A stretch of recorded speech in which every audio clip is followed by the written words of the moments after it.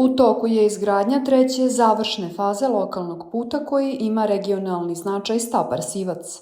Radove su danas obišli predsjednik pokrajinske vlade Igor Mirović, pokrajinski sekretar za regionalni razvoj, međuregionalnu saradnju i lokalnu samoupravu Aleksandar Sofić, direktor Uprave za kapitalna ulaganja Miloš Miletić, gradonačelnik grada Sombora Antonio Ratković i predsjednik opštine Kula Damjan Miljanić.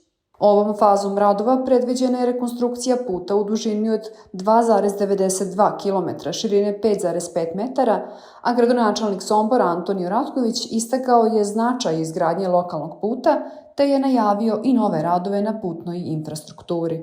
Bih se zahvalio predsjedniku pokrajinske vlade, celokupnoj pokrajinskoj vladi, Upravi za kapitalna ulaganja, što je prepoznala značaj kako ovog projekta Stapar-Sivac, tako i puta Monoštor-Kupusina, a od pre neki dan i Rastina-Riđica. Tako da 3 veoma bitne investicije će se jedna započeti, a 2 završiti u ovoj godini.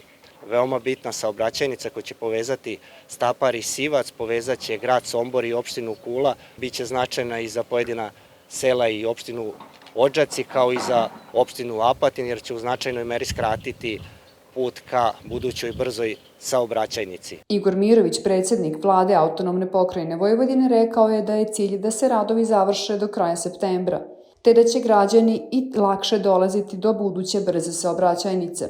Također najavio je i radove od Kupusine do Bačkog Monoštora. Ekstra auto izvodi radove prema dinamici koja je planirana sa ciljem negde da do kraja jeseni završimo ovaj put koji smo započeli pre 3 godine i planski ga radili po fazama. Onaj deo puta koji smo radili na teritoriji Apatinske opštine od Kupusine do Bačkog Monoštora ove godine ćemo realizovati na somborsku stranu. Predsjednik opštine Kula Damjan Miljanić rekao je da je ovo najveća investicija koja se radila na teritoriji ove opštine, te da će u mnogome značiti kako za poljoprivrednike, tako i za obične građane. Poljoprivrednici koji obrađuju tu zemlju dobit će mnogo bolju komunikaciju.